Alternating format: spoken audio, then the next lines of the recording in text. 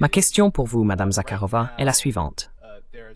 En ce moment, une résolution vient d'être adoptée, et peut-être que cela pourrait contribuer à corriger le récit concernant la politique étrangère de la Russie et son rôle dans le monde. Il s'agit de la résolution 2803 du Conseil de sécurité de l'ONU sur Gaza. Et aux États-Unis, parmi ceux qui regardent mon émission par exemple, beaucoup expriment leur frustration à propos de cette résolution et s'interrogent sur la position de la Russie, notamment sur l'abstention aux côtés de la Chine. C'est une question très difficile.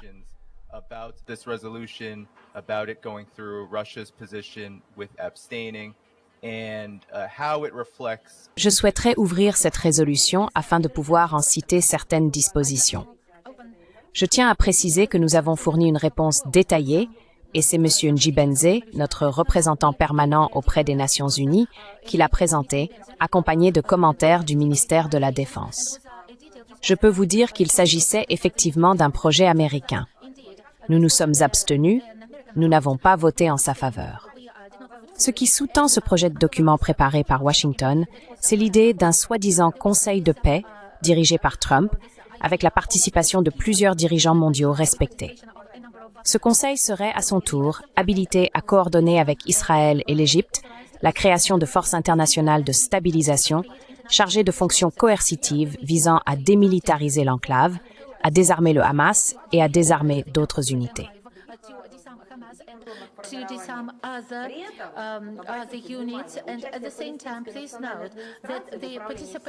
Et en même temps, veuillez noter que la participation de l'administration nationale palestinienne à la gestion du secteur et à la détermination du sort futur des Palestiniens, sur la base, il est très important de le souligner, d'un modèle à deux gouvernements, n'est pas envisagée. Eh bien, que pouvons-nous faire à ce sujet? Comment pouvons-nous nous éloigner de ce constat? Comment pouvons-nous l'écarter d'un revers de main? Et comme vous regardez aussi le texte, les obligations d'Israël n'y sont pas mentionnées, notamment l'absence d'annexion des terres palestiniennes, le retrait de ses troupes. Rien de tel n'est indiqué dans le document. Il y a un autre point très important.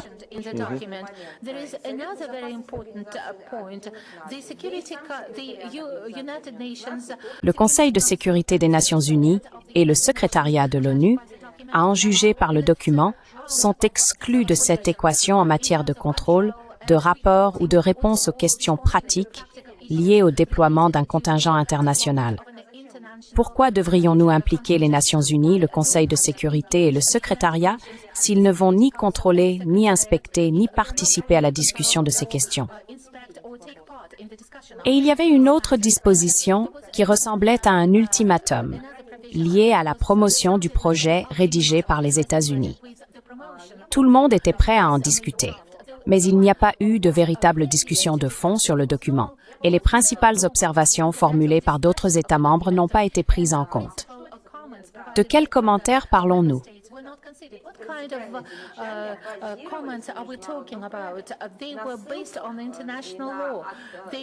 Elles étaient fondées sur le droit international. Elles faisaient référence aux résolutions du Conseil de sécurité et de l'Assemblée générale, ainsi qu'aux documents adoptés par la communauté internationale dans le domaine juridique. Si l'on relit ce texte, il n'y avait pas de véritable prise en compte. Enfin, pas une prise en compte, mais plutôt une pression morale et psychologique. C'est ainsi que je peux le décrire. Il y avait cette devise, à moins d'adopter ce document, cela signifie que vous êtes en faveur de l'effusion de sang. Notre pays faisait partie de ceux qui se sont adressés au Conseil de sécurité et ont commencé à travailler pour faire des déclarations visant à mettre fin à l'effusion de sang. Nous ne pouvons donc pas être accusés d'y être favorables. Et je voudrais attirer votre attention sur le fait que la Russie a adopté une attitude très sérieuse à l'égard de cet effort.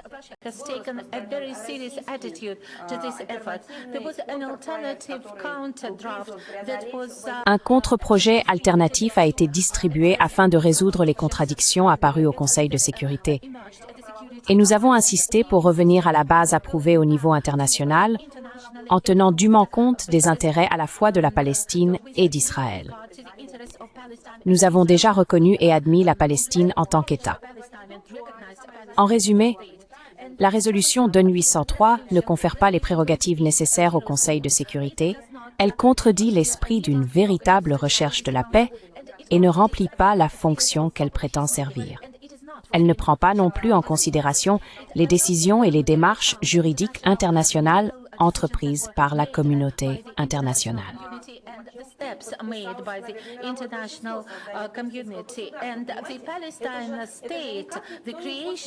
La création de l'État palestinien était une initiative soutenue par la majorité mondiale. Personne ne veut l'entendre.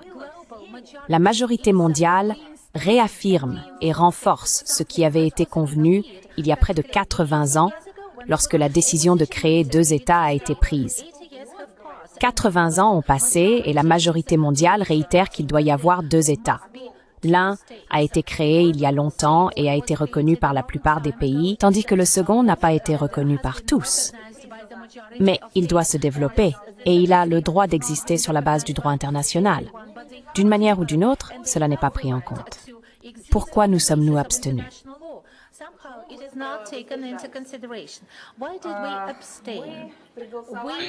Ne l'ouvre pas sur ton ordinateur portable. Je viens de me rappeler, tu n'auras pas ton micro.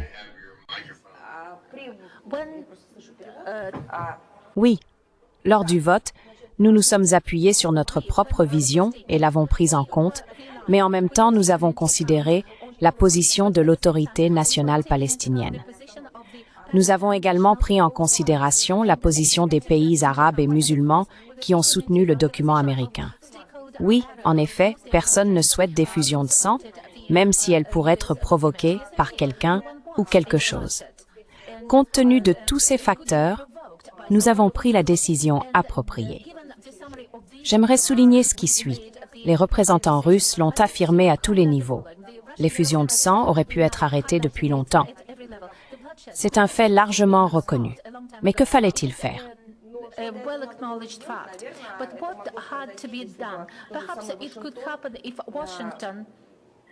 Peut-être que cela pourrait se produire si Washington agissait de manière méthodique.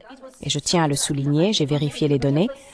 Washington a utilisé à 6 reprises son droit de veto contre des projets de résolution visant à mettre fin à la violence. 6 fois, ils ont opposé leur veto à ces résolutions. Ils ont exercé ce droit de veto. Ce qui est important, c'est que la résolution ne devienne pas une sorte de bouclier ou de rideau de fumée pour dissimuler des activités incontrôlées en Palestine sur le territoire palestinien, ni qu'elle serve de jugement définitif pour priver les Palestiniens de leur droit à l'autodétermination. Et bien sûr, nous devons veiller, je vous en prie, écoutez-moi, à ce qu'elle soit conforme aux véritables intérêts des citoyens israéliens. Nous entendons sans cesse de nombreux pays et responsables politiques affirmer qu'ils agissent pour le bien et dans l'intérêt des citoyens d'Israël. Mais ces décisions ont été prises dans l'intérêt de certaines personnes en Israël et non de la nation tout entière.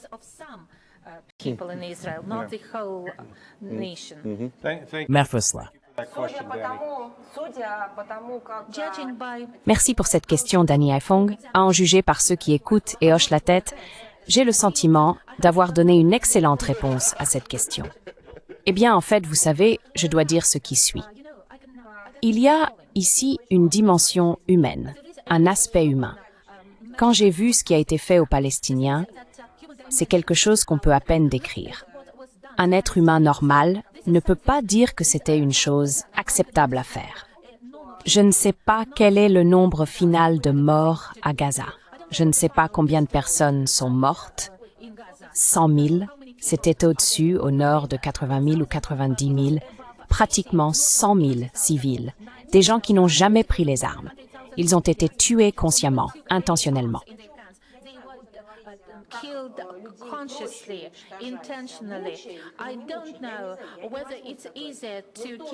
Je ne sais pas s'il est plus facile de tuer des gens en les torturant ou sans les torturer.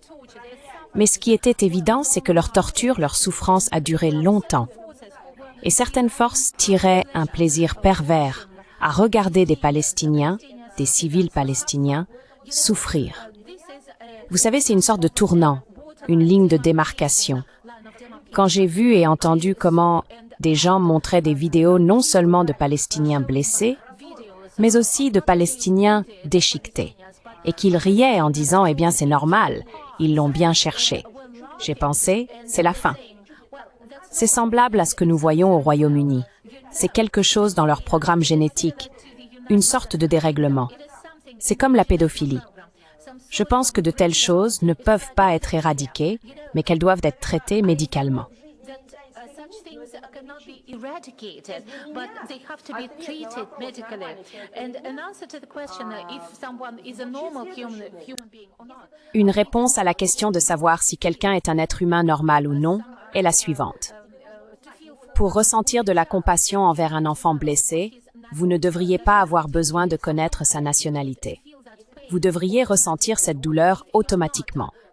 Si vous n'êtes pas malade, si vous êtes bien éduqué, si vous êtes un être humain qui comprend ce que signifie la civilisation, vous devez éprouver de la compassion pour ces personnes de manière instinctive. Vous devez ressentir quelque chose pour l'enfant, dans cette situation désespérée, sans vérifier sa religion, son groupe ethnique, ses parents ou sa langue. C'est tout. Point final. Dès que vous avez besoin de préciser qui est l'enfant, quelle est son identité ethnique ou de quel camp il vient, eh bien, c'est fini. From this or that side, well, that's it. It means that we're not dealing with normal people. Cela signifie que nous n'avons pas affaire à des gens normaux. Peut-être qu'il y aura d'autres civilisations ou qu'il y en a eu d'autres, mais dans notre civilisation, celle dans laquelle nous vivons, c'est un signe de perversion absolue, un signe de bête, si je puis dire. Je ne pouvais pas m'empêcher de faire cette précision, car cette histoire, cette situation, n'a pas seulement un aspect juridique sec. Vous savez, elle a aussi un aspect lié au fait que, depuis 2 ans, nous voyons des gens être déshumanisés. Des gens qui pointent du doigt un écran de télévision, qui prennent plaisir à regarder des vidéos d'une femme enceinte mourant en couche, incapable de voir ses nouveau-nés parce que, vous savez, à cause de quoi?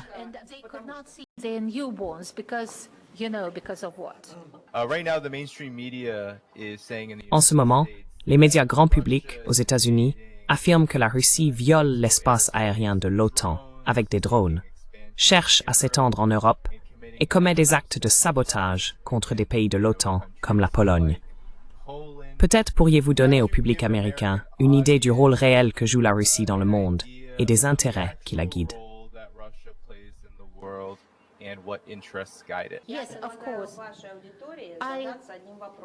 Oui, bien sûr. Je suggère à votre public de réfléchir à une chose, le sabotage. Le sabotage est-il bon ou mauvais? S'il est bon, alors il n'y a aucune raison de s'inquiéter. S'il est mauvais, alors ils devraient demander à leur gouvernement et à leur régime pourquoi ils ont soutenu le sabotage contre notre pays. Une fois qu'ils auront décidé si c'est bon ou mauvais, nous pourrons poursuivre la discussion. Nous pensons que c'est mauvais. Nous pensons que les activités extrémistes et les actes terroristes sont inadmissibles. Fort de l'expérience acquise dans le Caucase du Nord, nous pensons que le terrorisme international est un mal absolu et que tout le monde doit le combattre. C'est notre conviction et nous l'avons démontré par l'exemple. Je crois que votre public est assez jeune. By example, I believe that your audience is quite young. Your audience may be diverse, but your audience are... Votre public peut être divers, mais il est probablement composé de personnes de 30, 35 ou moins de 40 ans, et elles ne savent pas quel était le problème du terrorisme international dans le Caucase du Nord russe. Je peux vous le rappeler, il fut un temps où le Royaume-Uni et plusieurs États européens parrainaient des insurgés comme Doudaïev et Bassaïev. Il y avait des terroristes comme Zakaïev. Zakaïev vit toujours au Royaume-Uni et il est un invité bienvenu de l'establishment britannique. Il commettait des actes terroristes et des actes de sabotage. Savez-vous quel genre d'actes terroristes ils ont perpétrés? Par exemple, ils prenaient un grand immeuble résidentiel de 10 ou 15 étages et ces terroristes, ces insurgés soutenus par l'Occident, apportaient des explosifs, de l'exogène et faisaient exploser ces bâtiments. Des dizaines, voire des centaines de personnes sont mortes. dozens and hundreds of people died, and there was another act of sabotage. Et il y a eu un autre acte de sabotage à Boudionovsk. C'est une ville russe de la même région, dans le Caucase. Des terroristes sponsorisés par l'Occident, de la même manière qu'ils soutiennent Zelensky, ont pris en otage un hôpital, une maternité. Qu'est-ce que la naissance? C'est un miracle. C'est un processus complexe qui nécessite tout. Oxygène, eau, électricité, lumière et chaleur pour que le bébé naisse en bonne santé. Ces terroristes ont pris cette maternité en otage. Ils disposaient d'armes fabriquées en Occident, achetées et fournies par l'Occident, et ils ont commencé à dicter leur volonté au gouvernement. Personne en Occident, ni à Downing Street, ni à Bruxelles, ni à Washington, n'a déclaré que cet acte était inadmissible. Tout le monde exigeait que la Russie fasse des concessions aux terroristes. Russia made concessions to terrorists. This was the time when the West had to decide whether... C'était l'époque où l'Occident devait décider si le sabotage ou les actes terroristes étaient bons ou mauvais. Il faut simplement trancher une fois pour toutes. Si vos pays, et les citoyens de vos pays, choisissent des dirigeants qui signent des traités sur la lutte contre le terrorisme, alors ils doivent s'y conformer. D'ailleurs, l'expression « terrorisme international » n'est plus utilisée dans l'espace d'information mondial. Personne ne parle plus de terrorisme international. En 2010, il n'y avait pas d'autre sujet. Tout le monde en parlait. On entendait sans cesse parler de terroristes internationaux. Aujourd'hui, ce sujet a disparu des ondes. Je ne sais pas ce que font ces fonctionnaires internationaux des Nations Unies. Je n'ai pas entendu ce terme mentionné par les observateurs américains. Pourtant, la question reste d'actualité. Pourquoi est-elle bloquée par les médias de masse?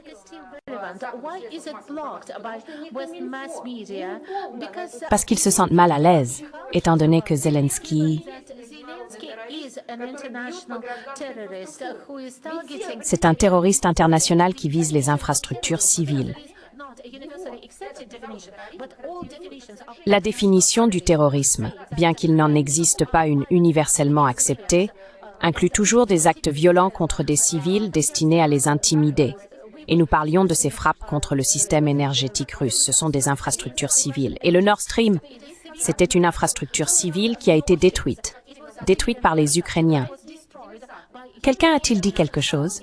Je n'ai rien entendu venant de Bruxelles, de Washington, d'Ottawa ou d'autres États. Quelqu'un a-t-il dit qu'il était mal de faire exploser un gazoduc?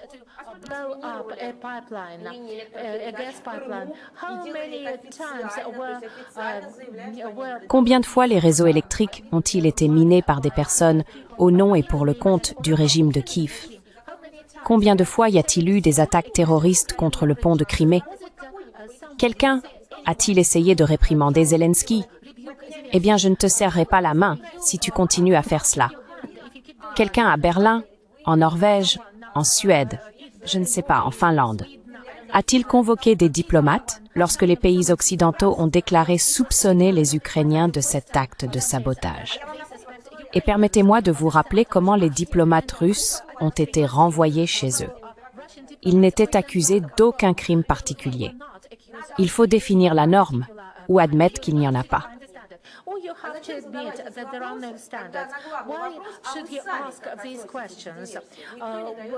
Devriez-vous poser ces questions alors que personne ne peut répondre à la question de savoir quelle est votre attitude face aux actes de sabotage? Tout d'abord, il faut donner une définition. Notre définition est que le terrorisme international est un mal absolu. Le sabotage est un mal.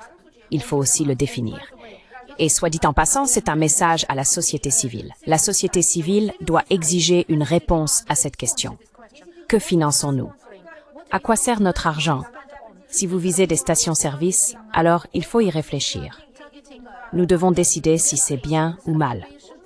Si cet argent est utilisé pour frapper le pont de Crimée, il faut décider si c'est bien ou mal. Si des infrastructures civiles sont visées, il faut décider si c'est bien ou mal.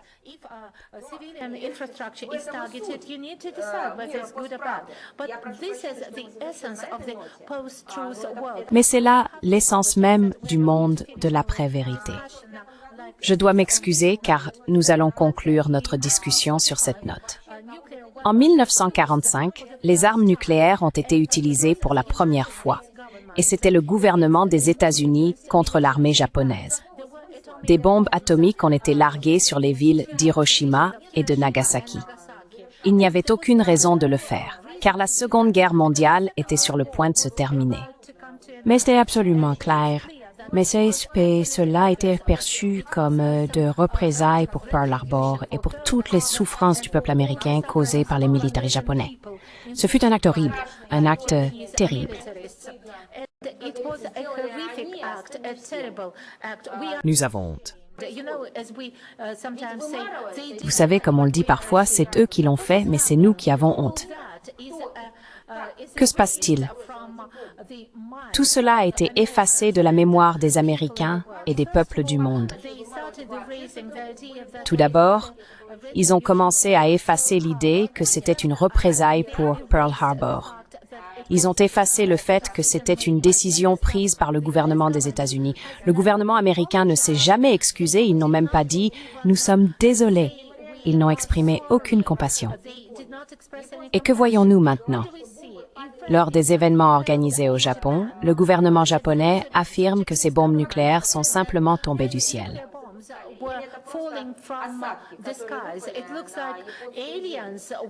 On dirait que des extraterrestres les bombardaient réellement ou que les bombes tombaient simplement du ciel. Et vous savez où mènent les doubles standards. La chose la plus horrible, terrible et barbare, c'est que lors de ces cérémonies, les responsables du gouvernement japonais établissent des parallèles en faisant référence à la Russie. Ils omettent de mentionner qu'il s'agissait d'un acte commis par le gouvernement des États-Unis, mais pour une raison inconnue, ils affirment que la Russie ne devrait pas menacer le monde avec des armes nucléaires. La Russie n'a jamais utilisé d'armes nucléaires et est une partie de bonne foi à tous les accords internationaux. Cela se rapporte directement à votre question.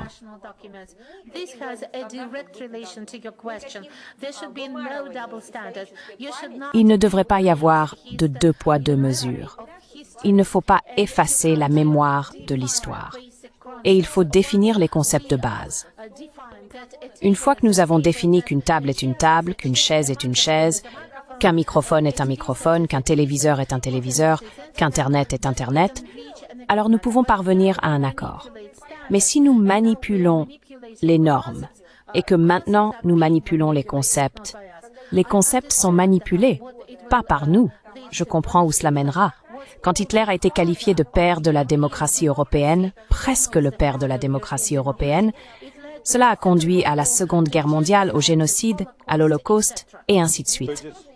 J'ai aussi une question. Puis-je y aller? J'allais justement dire que le terroriste international d'hier est l'invité d'honneur d'aujourd'hui à la Maison-Blanche. Tant que nos collègues sont encore ici avec nous, nous dirons au revoir à Maria. We'll say goodbye to Maria. It is an important statement. C'est une déclaration importante.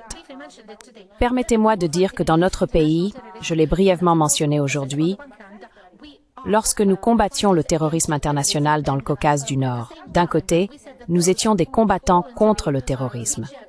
En même temps, nous disions que ceux qui renonçaient volontairement à l'usage des armes, s'ils reconnaissaient les lois de notre État et respectaient les normes humaines et tout ce qui en faisait partie, nous pouvions avoir un dialogue avec eux. Et c'est ce qui s'est passé. Nous n'en avons pas honte.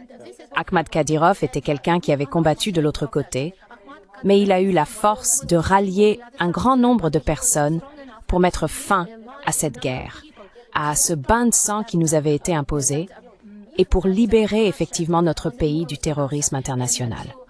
Son fils poursuit cette noble cause. And his son is continuing this noble cause. And we sincerely believe that Ahmad Kadyrov is a hero. Et nous croyons sincèrement qu'il est un héros de notre pays, bien que nous sachions comment tout a commencé. Nous le connaissons comme un héros, nous l'estimons comme un héros, et nous le traiterons toujours comme tel. À ce propos, j'aimerais clarifier quelque chose. C'est essentiel. Et je crois que ce fut une grande réussite de notre président Vladimir Poutine et de notre peuple, qui ont su trouver une issue fière à cette situation, et ce fut une issue très noble, la plus noble. Je donne toujours cet exemple comme une recette efficace pour ceux qui sont confrontés à des défis terroristes sur leur propre territoire. Ces terroristes peuvent avoir des racines étrangères, internationales ou nationales. C'est un exemple que la Russie a montré au monde entier et il mérite de figurer dans les livres d'histoire du monde. World history book.